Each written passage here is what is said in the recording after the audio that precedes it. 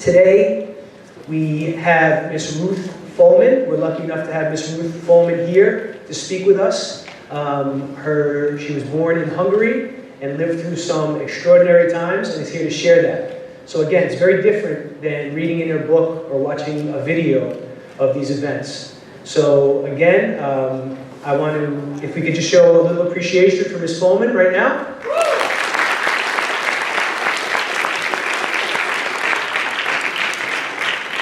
And we have THS's own Ms. Minkowitz, who will come up here as well. She's able to put these presentations together and allows us the experience that, again, as I shared, is very rare and is becoming more rare. So if everyone could just tune in. And also thank Ms. Minkowitz, who will be coming up now.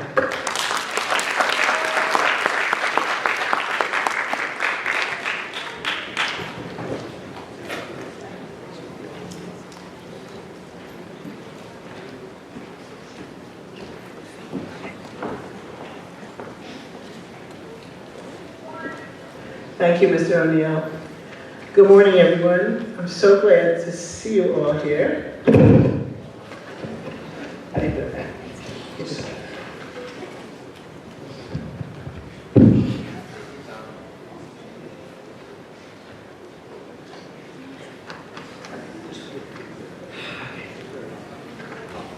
Today we are hearing from one of the survivors of the Holocaust, a dark and evil period which began about 80 years ago. Hearing this makes us witnesses. We're links in a living chain of history. The survivors become people we know, with stories that we can't forget. Others in the future will hear these stories, but for them it'll all be secondhand. For you, this is first-hand testimony from people who lived through it. So what does that mean to you? It means that you have a responsibility for the rest of your life to bear witness to those who deny that the Holocaust happened. You have the responsibility to say, you're wrong. I know it's true because I heard it myself. Because your children will never have the chance to hear the stories that you will soon hear. You're the last generation to hear them. It is a great privilege for us to hear from Mrs. R.Follman, a survivor of the Holocaust. Picture this. You're what, 16, 17? Imagine if suddenly the school said you can't come. Imagine if suddenly the town you've lived in since you were born said we don't want you anymore. Imagine if you had to run from your house. Imagine if you were rejected from everyone, everywhere, with no warning. Mrs. Follman was 10 years old when the world as she knew it came to an end. For her and for millions of other innocent victims, she is one of the survivors.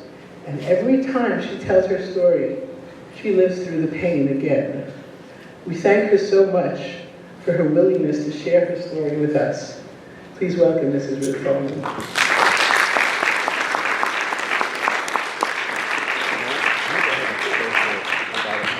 Thank you for inviting me here today. My name, as you heard, is Mrs. R.Follman. My maiden name was Gluck. I was born in 1934 in a small town in Hungary that today is part of Romania. Now, 1934 was a very long time ago, and I am very old. I'm generally now the oldest in the room, wherever I am. So don't take out your computers or your calculators. It's a long time ago. I am and was the middle child in a family of 3. I lived with my parents, my older brother too, who was 11. My little brother was only 5, and I was 10. The events that I'm about to relate took place in May 1944, near the end of World War II, on the European continent. It's 78 years ago this month. I appreciate the opportunity to share with you of how I survived. During one of the most horrific times in human history, the story of how I survived when so many others were killed is nothing short of a miracle and is still a testament to the goodness of people who are willing to stand for helping others, even at the risk of their own lives. Admittedly, I did not experience the horrors of the concentration camps that others have endured. I was with my family, but fear, trauma, and deprivation was always part of our daily life during that terrible confinement when we lived in mortal danger every second of every day. It was a true life learning experience into the suffering that is historically unique to us, the Jewish people. We have had to endure. But history also reminds us that in spite of all that, survive we did, and with our strong faith, survive we will. The next slide. Okay. Ours was a small town. This is just a picture that we took when we were back there of the town, in a rural farming area. The Jews in town were a minority, with only about 500 families. That entire Jewish population was only about 1,000 people. We attended public school together with all the children in the town, then attended a privately funded Hebrew school for Jewish education. This school was eventually outlawed, however, because you see, the ultimate aim of the Nazi authorities was not merely to eliminate Jewish education, but were determined to exterminate every Jew, young and old. As a child growing up in a small town in Hungary, for us, life was as normal as it is for you here. We played, made mischief pretty much on our own, without the ear or aid of a very understanding therapist. We didn't have those.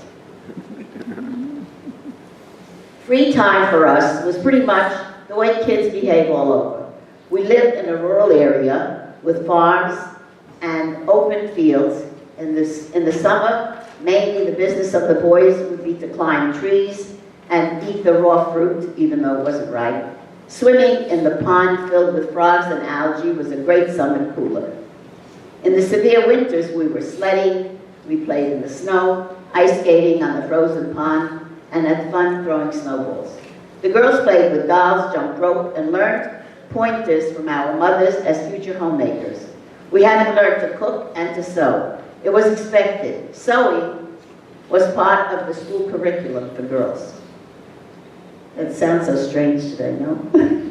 I know.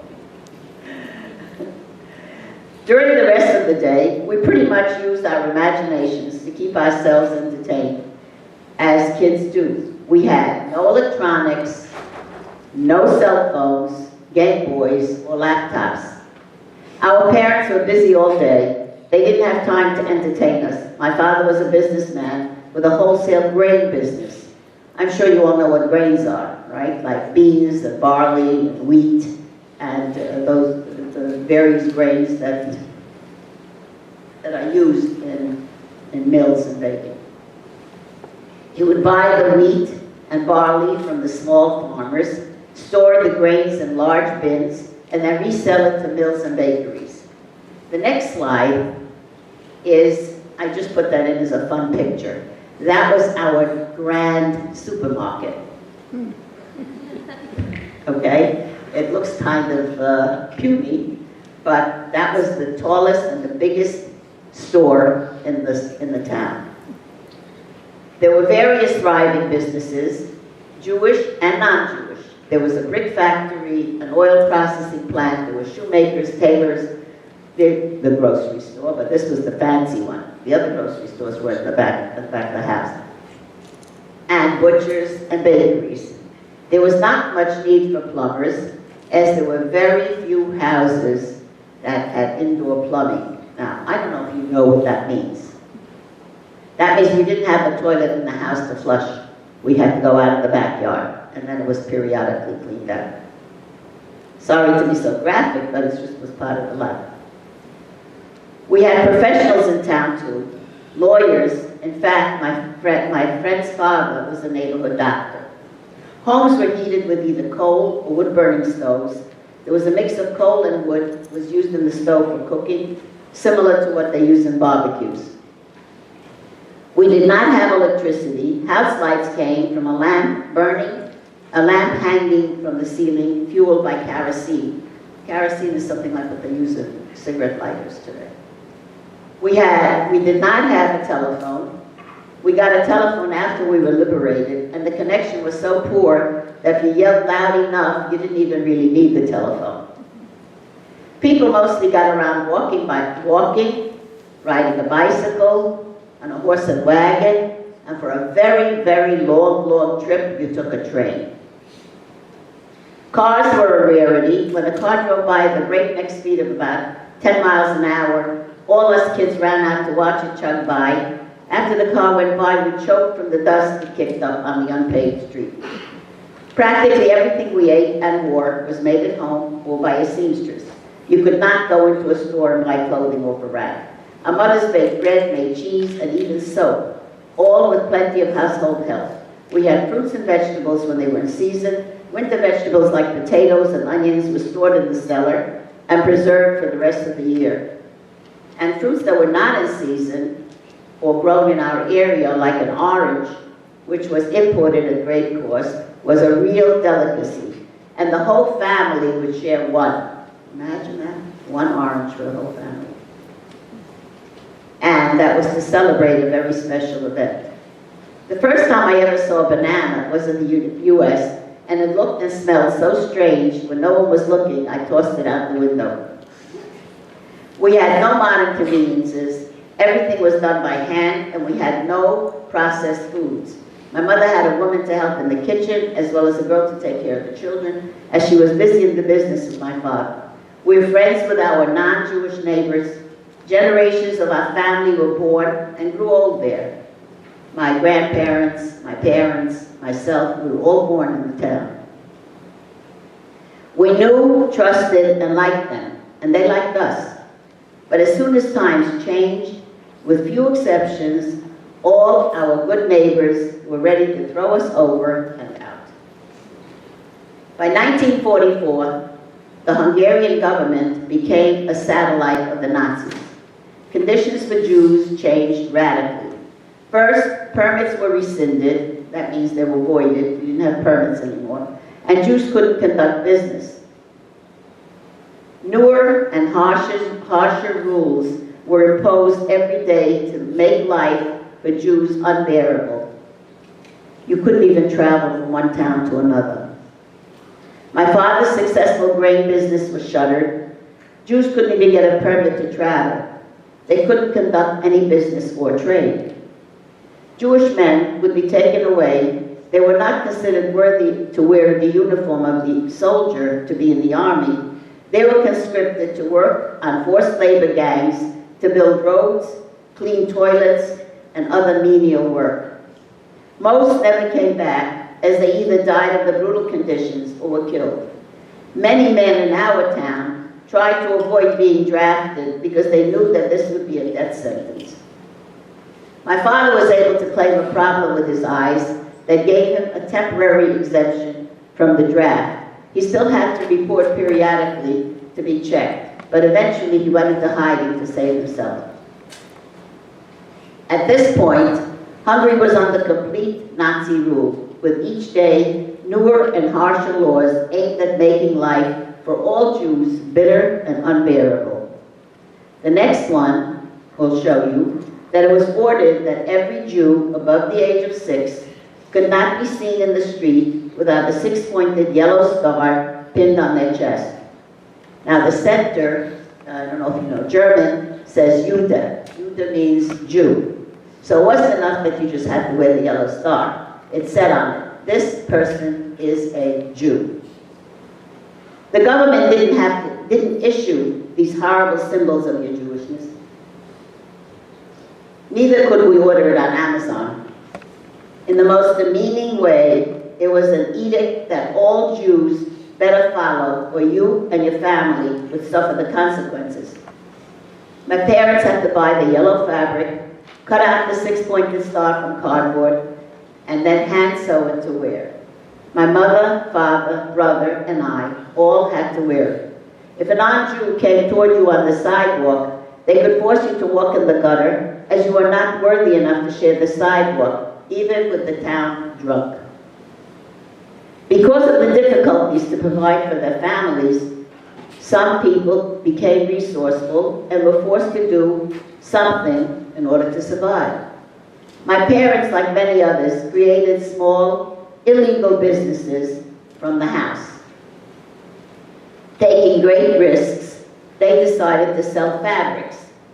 Fabrics are, you know what fabrics are, material that they sew clothes, curtains, and drapes and things from. And they designated a small room in the back of the house where only very trusted customers were allowed to sneak in to buy. Fabrics for people that sewed their own clothes and linens at home. The customers were both Jewish and non-Jewish. Later, these fabrics played a very important role in saving our lives. But this was not enough for a family to live from. And the next venture was raising Angora rabbits. I don't know how many of you are familiar with Angora rabbits. Angora rabbit, this type of rabbit, was and is still raised for the valuable, lush fur. You see how big and puffy it is? When they cut off the fur, it's the way they do sheep, the way they shear sheep. How many of you are familiar with sheep shearing? Sheep shearing is, they get wool. This is a much finer kind of wool. The yarn was knitted into very expensive handmade sweaters, scarves, hats, and gloves. Angora garments were very, very expensive and sought after, almost like designer clothes today. It was a lot of hard work. First, my father himself built the cages, which he kept in the cellar, and in each cage was an Angora rabbit. We children had to do our share too. When we kids had free time, we had to help clean the cages, mix the food for the rabbits. There were no pet shops to buy the food. So you see, no one had a free lunch. That was quite a change for the successful businessman and woman with the wholesale grain business and household help. But as a result of the very healthy food that we fed the rabbits, they produced an abundant amount of droppings that was considered excellent natural organic fertilizer for farmers' fields. My mother befriended the Sabo family, and the next slide shows, and they made arrangements with Dulabachi, which was Mr. Sabo's name. We called him Dulabachi, as respectful. A local farmer to haul away with his horse and wagon the rabbit droppings. You see? That's pretty much the kind of horse and wagon he would come in, except it had sides, and he would fill up the wagon with the rabbit droppings to take away. When he asked how much he should pay for this great fertilizer for his farm, my mother told him he could take it, no charge. Don't worry about it, she assured him. She just mentioned that, I'm sure if we ever need anything from you, you'll help us, right? Oh, of course, he said. He was happy and grateful with the arrangements. Then, bad news started filtering back that in different parts of Europe, Jews were being deported and taken away to be killed. As unbelievable as it seemed at the time, people did begin to worry. So one day, when Yulabachi came to load the wagon with the droppings, my mother nonchalantly said, if times become bad for the Jews, would you be willing to hide our family in your house? He went home to consult with his wife, came back and said yes, they would. This is how, in retrospect, we owe our lives and were saved by the high quality of some rabbit dew. It's funny and sad and very meaningful. We now see that God indeed works in mysterious ways. Imagine an item that for all intents and purposes is considered garbage, right? Can, as in our case, be a lifesaver. Then the nightmare was real. The next picture shows the railroad tracks leading to the concentration camp, to Auschwitz. This was Auschwitz. There were many others, but this is one particular one. These are the railroad tracks leading to the concentration camp. Tomorrow, May 4th, 1944, was the day the Jews of our town were going to be rounded up for deportation. Deportations mean they were going to be thrown out of town.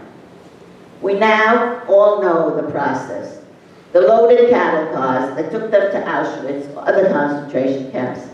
Extermination factories quickly set up in all parts of Europe, participating countries willingly allowing them to be built in their territories. Unloading their human cargo, sorted like cattle for life or death. They were tattooed the way they branded cattle in the Old West, on raw skin without any anesthetic. The difference was they were doing this to human beings, not animals. Now, the next slide, just bring up the next one. That was Hitler, no, go back. Yeah, that was Hitler's sense of humor. The gate to Auschwitz said, Arbeit macht frei. Work makes you free. Now, they were not going to work here, they were going to be killed. But in order to make them think that they're coming to some kind of a work camp, the gate said, oh, if you work hard, you'll become free. That was macabre humor. These lucky branded and numbered slaves were the lucky ones, as they were destined for slave labor, not death. That's the gate, you leave that. The elderly, like my grandparents, only in their 50s, the impaired, the retarded, the young, including all my cousins, were gassed and burned in the ovens like firewood. 105 people from my immediate family were killed in this way. Any thinking person would wonder, what heinous crime connected 6 million people from all parts of a continent that deserved to be first herded into cattle cars without food, water, or any human amenities, transported for days without food, drink, or even a toilet, without a judge or a jury, condemned for annihilation. First, gassed while still living and breathing, then turned into ash in sizzling ovens. The thin thread that connected these 6 million was that they were all Jews. Can we intelligent thinking people understand the hypnotic power a man called Hitler was able to exercise over almost the whole world? Convincing and rallying countries to join him in the systematic extermination of all Jews. Imagine a world where police would arrest you for having brown eyes, or the crime of having blonde hair, or go into hiding because your name began with Matt. The word was out, tomorrow our town will begin rounding up and deporting its Jewish citizens. So the day before, I was prearranged with the Sabo family, we 3 children with our mother, nonchalantly left home. My mother took a basket over her arm, as was normal, going to the farm to buy eggs or milk or vegetables. We were fortunate living in a farming area, never really suffering food shortages the way people that lived in cities did. Some waited in long lines with food ration coupons to buy food. It was wartime, and that's only a small part of what people suffered during the World War. For us, though, it was painful too. Gone was our big backyard with our own fruit trees and vegetable gardens, chickens that produced eggs, and all we wanted. Jewish homes were locked down that night. No one was allowed to leave their homes. They were guarded by local Boy Scout-type teenagers given special privileges for pledging their allegiance to Hitler and the Nazis. What follows is the beginning of our miraculous survival. My father didn't come with us then. He stayed behind, as we couldn't just stroll through town visible as a family. Technically, he was still hiding from the military. The next one, I'll just leave it. Just read it. One. Sorry, I forgot to turn it off. Got to turn it off. The next picture is actually part of a, no, the one before, go back. Yeah, it's now a museum that they built to show how people lived in the 30s and the 40s in Hungary. That is almost the exact replica of the house that we were hidden in. But the day we came, the museum was closed, it was probably Monday or whatever, and we couldn't get in, so we took a picture of it just from the outside, but that's almost exactly the way the house looked. The next slide, moving down one, that is actually what the houses still look like there. So we took a picture of one of the local houses, but it still looks the same. So, when it got dark that night, hoping no one would spot him, he climbed out the back window, that's my father, climbed out the back window, dropping into ditches when someone was coming. He made his way through the night to join the family, little safe haven, in the attic of that little two-room house at the home of the Subble family. When we finally arrived at 3 a.m., when he finally arrived at 3 a.m., all muddy but safe, we were elated, knowing the family will at least be together. When he took off his muddy jacket, we were just relieved. Now that's the second slide, that's the house. Oh, let me describe the house. It was a small two-room, but a hut similar to the ones you see on tropical beaches. The house had a thatched straw roof. Now the Subbles had children who lived in this house too. So where did we stay? Obviously we had to be out of sight. We hid in a small space on top of their house, under the roof in the attic. My father, who was not a tall man, could not stand up. This was our new home. After the deportation took place, that means all the Jews were out, my parents they were all sent to the concentration camps. There was not one Jew left. Gulabachi was free to go to our or any other Jewish house to loot and take whatever he wanted. Under these circumstances, no one questioned him when, as per my parents' instructions, he went to our house and in his wagon brought the few things my parents prepared before we left. Included with the most necessary clothing, a small pot just in case we had an opportunity to cook. There were prayer books and my father's chess set. He was very attached to his chess set. He brought all the fabrics that were left from the secret store. And this was something my parents promised him in exchange for hiding us. Very, very valuable during wartime. Now, this was in hiding. This was a most difficult decision for my parents. It meant separating from and leaving their families. Parents, sisters, brothers. But my mother always reminded us that the rumors she heard was that children were always killed as they were useless. So her motivation, she always said, was only to save her children. Here's a picture. The next picture is of my brother's class in our town school. My brother was the only one that survived and was left from all these kids. They were all killed. Imagine. This is just one little portion. Now you know the number, 6 million.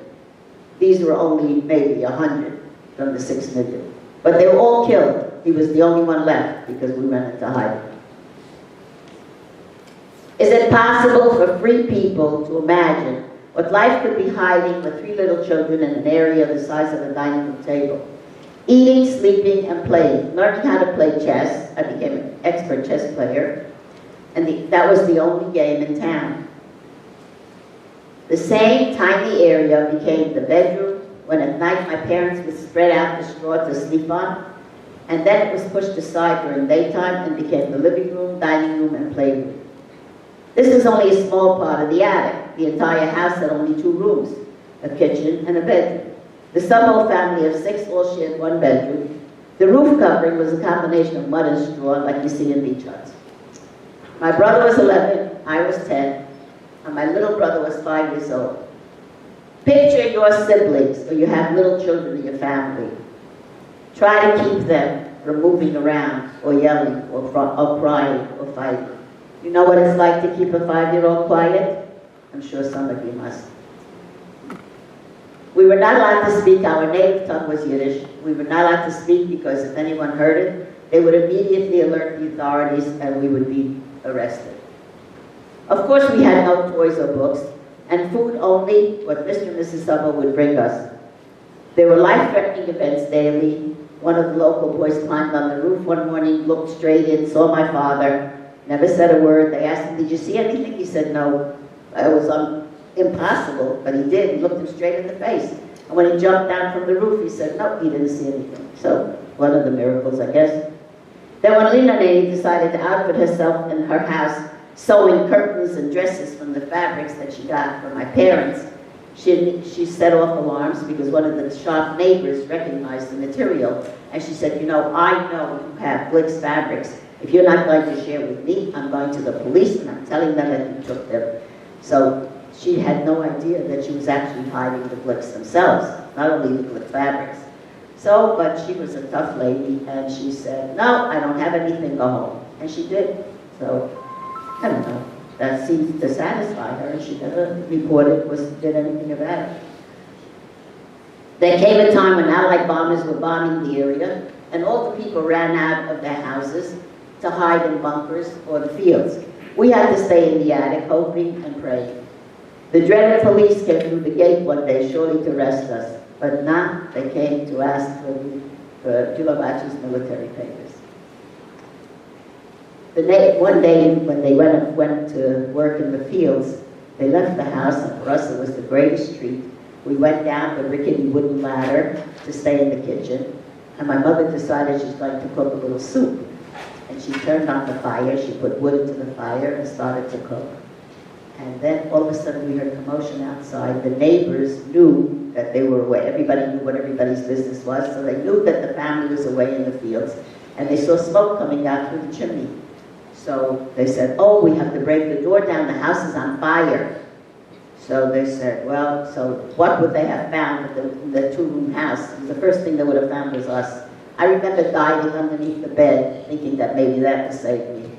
Not much of a chance. Anyway, one smart lady looked through the keyhole, and those days the house doors had keyholes, not slots for cards. And she looked through the keyhole. Luckily, the stove was in line with the keyhole. She looked in, she saw the fire in the door, in the oven, in the stove. She said, "What are you people stupid? Go home. The fire is in the stove." They probably forgot to put it out before they left, and everybody just left.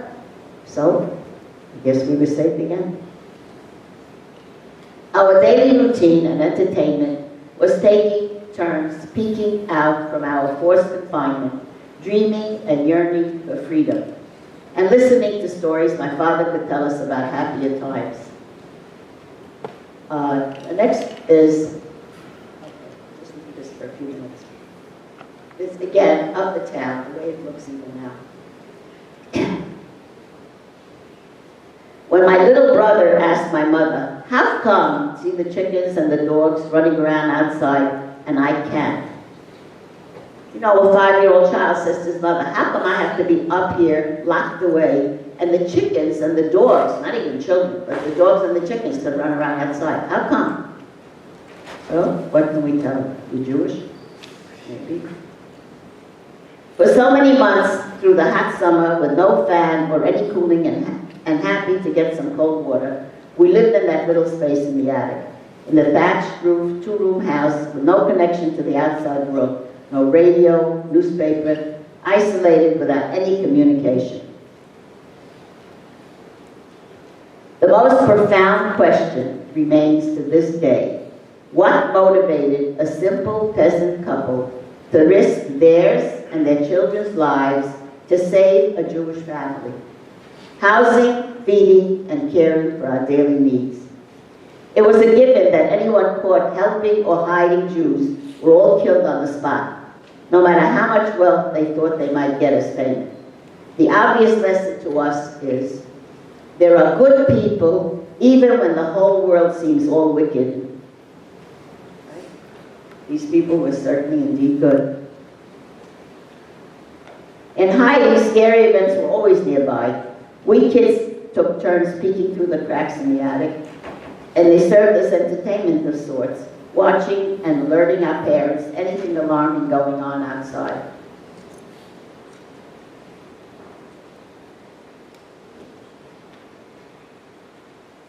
By now, it was October. Living in the attic became almost routine. When one of us doing guard duty spotted a man very slowly riding down the street on a bicycle. He did not fit the scenery for some reason. There were rumors that the invading Allies would send spies to check out what type of military resistance they would face when coming into an area. A small glimmer of hope began for us, and within the next 24 hours, there was a sea of tanks pouring through the alleys and streets of our town. October 17, 1944, liberation came to us via the Russian army. Unbelievable as it seemed, we were free.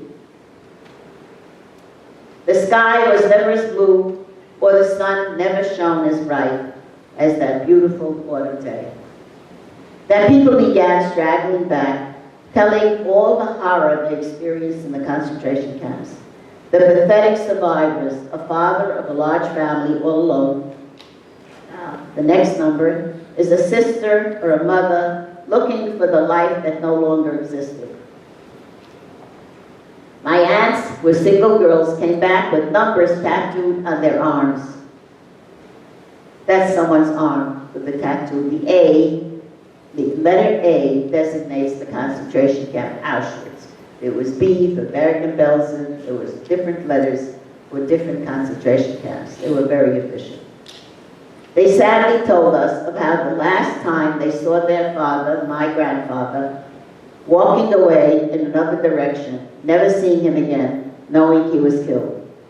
My parents, who were in their 30s with little children, had to become parents of their siblings, finding them and making weddings and seeing them start new lives. Those pathetic people that return are the real heroes and heroines that we have to admire. They saw and experienced the closest thing we think about a living hell. Starved, beaten, and used in the most demeaning manner, stripped of all humanity. And grateful for surviving as a family, unheard of within many miles, my parents set up a facility where my mother supervised hot, fresh food, dispensing fresh, free, wholesome food, a kind of Jewish soup kitchen, providing food and housing for the sad, broken people that straggled back, searching for the remnants of their old lives. A mother returned without her family, or a father looking for the life there was, single brothers and sisters with no one to hug or smile. From the time we arrived in the USA until the day I die, I will never be able to repay this wonderful country for welcoming our family and the many other broken and hurt people that made us whole. They gave us the chance to grow and thrive in this wonderful land like no other. Those people started new lives, new families, raised new generations in this wonderful country called the USA. A country like no other in human history that has been as generous and welcoming to all people, but especially to Jewish people. Now the next one shows, that's the name of the town. In Romanian it's Valea lui Mihai, and in Hungarian it's R.Follman. It's a border town, so that changed back and forth. So the people are both Romanian and Hungarian. A number of years ago, I traveled back with my family to the town where we were hidden. Now, the next three slides you see, these are the neighbors came out to welcome my daughters. They were very curious about who we were. And those are the wagons that are still hauling the wood the way they did 80 years ago. Still the same. The cemetery, the next picture. The cemetery is the only Jewish thing left in town where my grandmother is buried. She passed away 110 years ago from an illness that is easily curable with antibiotics today. She was only 28 years old and died leaving 2 orphan babies. Who would have predicted that such a tragedy 110 years ago later would be looked upon as such a fortunate thing? There, I'm standing behind her grave. You see, my grandmother that died and is buried in the Jewish cemetery is the one and only grave we can visit. The rest of the family's burial plots were first the gas chambers where they were suffocated, then the ovens where they were burned in Auschwitz. Admittedly, and not too difficult to understand, some returnees that experienced the loss and degradation during the shameful and inhuman period in world history did lose their faith. But in our case, it is etched into my very soul, always repeated as a mantra in our family, that we must always be grateful, and yes, somehow through divine providence, we survived as a family, unheard of within many miles.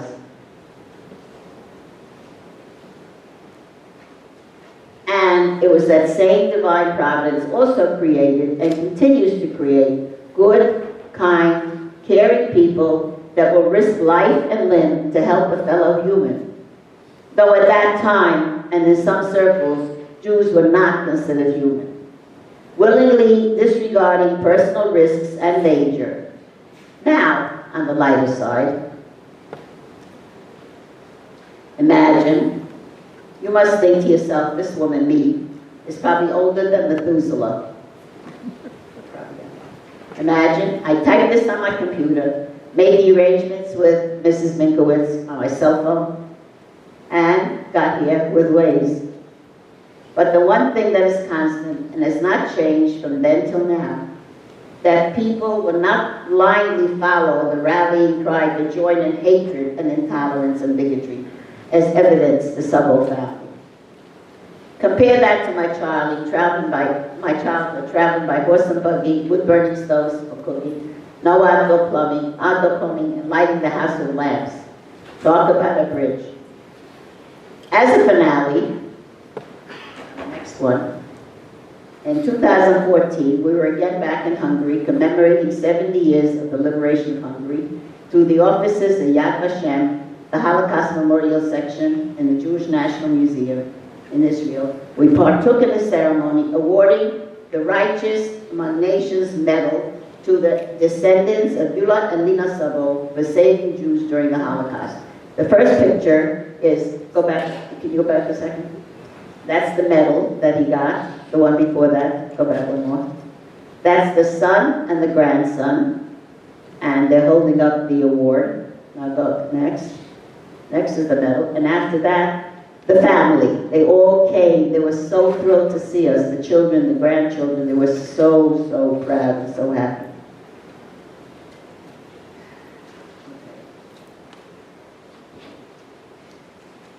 In attendance were many dignitaries and the descendants of Yulabachi and Linoneni, glowing with pride at all the praise heaped upon the memory of their brave parents and grandparents in a town called Irmi Haifa, the town where we were hidden. If you go to Yad Vashem is the Jewish National Museum in Jerusalem. On the Wall of the Righteous, which is a special wall, has a list of the names of non-Jews, Gentiles, that saved Jews during the Holocaust. And I'm pointing to the one where it says, marking Sabodula and Linoneni for saving the family of Gluck, which we do then. Okay. Now the next picture, I'll just do a little show of book, is my family, my children and grandchildren, at our 60th anniversary. That's this one. And then the next one is our 66th anniversary, which was just last year. That's my family. Okay. That's the last picture we do again. Okay. Before I finish. Sorry. I have to wait another few seconds. Before I finish, I have to tell you the real reason I traveled from Brooklyn to speak to you today. I am appointing each and every one of you to be a spokesman to refute the Holocaust deniers.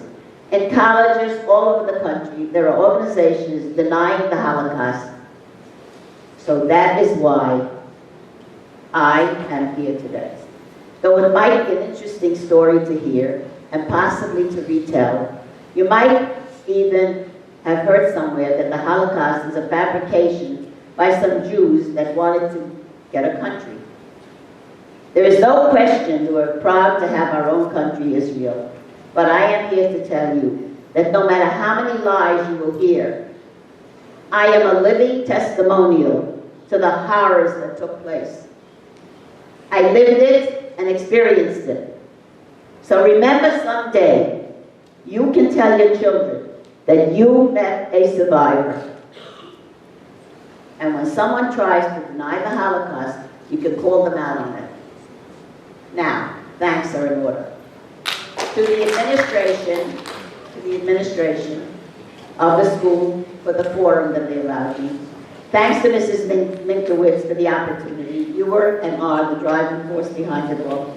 And most of all, you, my wonderful, well-behaved, attentive audience, you are the best ever.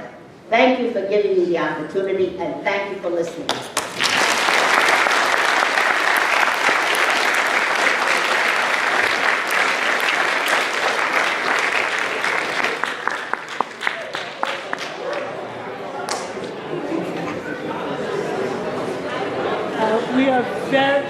We have very little time. I'm going to let Mr. O'Neill decide. Can we take a question or two? Can we take a question or two, or aren't you ready? What's that? Can we take a question or two? Yeah, we can take a question. We have 11:18, so they have 10 minutes.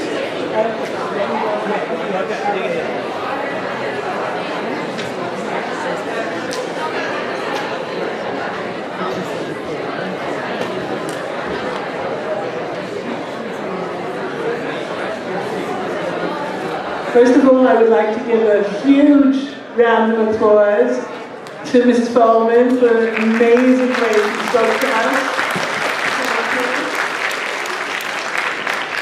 And I also would like to take the opportunity to tell you that I'm just so proud of what an amazing audience you are, just as Mrs. Follman said. We have a few minutes, so if you have a few questions, we have a few minutes to answer the questions. I'm going to go down and see what questions.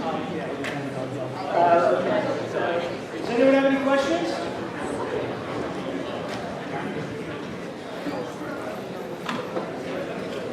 What? You have questions. Am I so intimidating? Okay. Anyway, thank you very much. Someone? Oh, we got one. Hold on. One brave soul. Yes.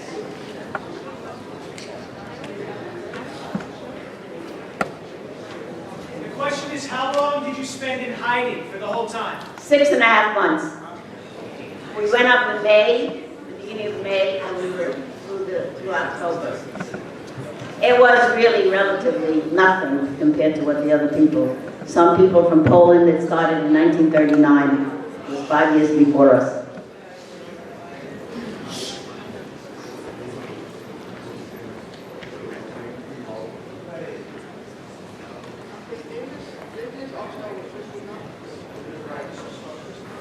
The question is, did this all start with Kristallnacht? No, Kristallnacht took place in Germany. That was a different country. It was happening all over Europe, but Kristallnacht was in Hungary. That was the very beginning. That was way before us. Hungary was almost the last ones. That's why they did it in such a big rush. They were very, very big hurry to kill the Jews in Hungary. We were the last ones.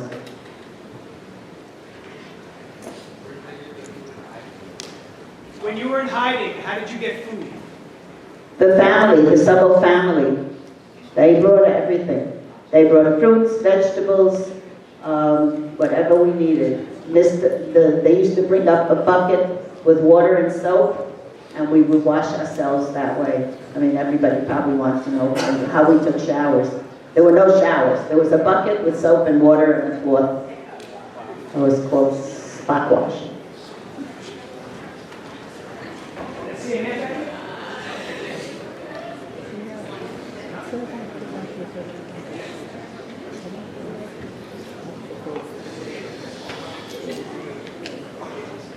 The question is, are your brothers still alive?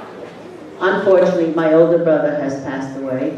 My younger brother is, yes, thank you. Yes, he's well and alive. My parents are gone.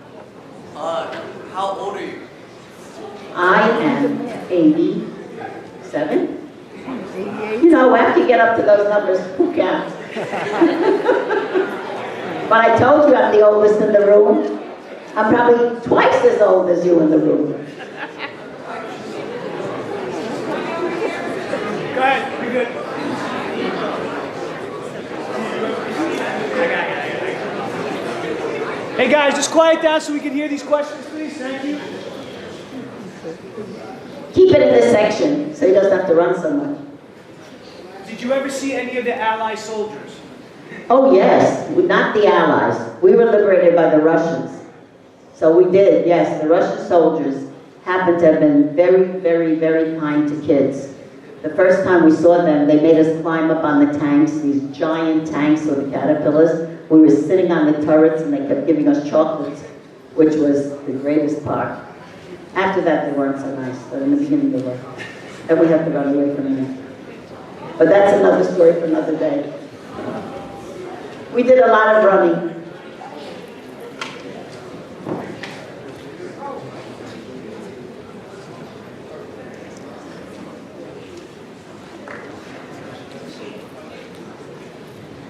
Was she aware of what was going on in the other countries at the time?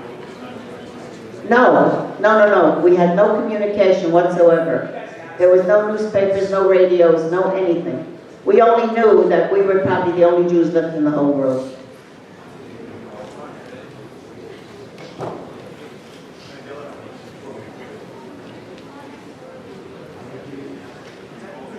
Why didn't you just like change religions then if it was like part of your life? Sorry, I didn't hear that.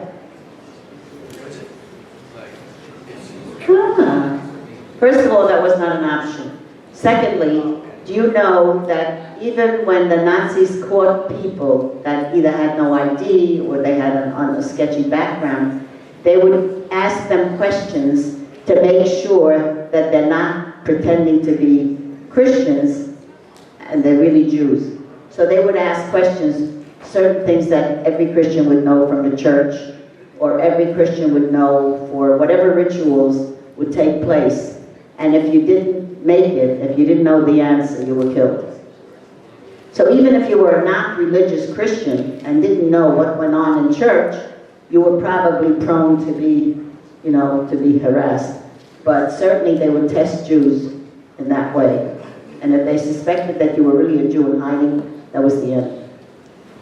We had another question basically about that. Were you called horrible names by not soldiers, by maybe people where you were? Or? I didn't tell that in my speech here, but when I came out wearing my yellow star on my dress, I had to wear it, and I came out the first day. My friend, who was my age, we used to play together and tell secrets to each other and all. When she saw me with the yellow star, now she knew that Jews had to wear yellow stars. She took one look at the yellow star, she said, "Disgusting, you dirty Jew," and spit me in the face.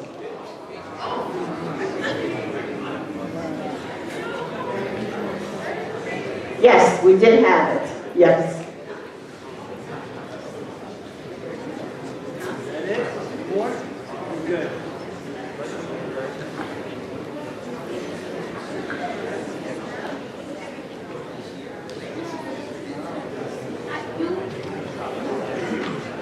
The question was, did you ever see Hitler? Was there ever... No. Hitler was a remote thing. We knew about him, that he was the cause of all of it, but no. We saw German soldiers that came through when we were hiding in the attic. We saw them in the street, because then they were there. Then, when they got pushed out, we saw the Russian soldiers.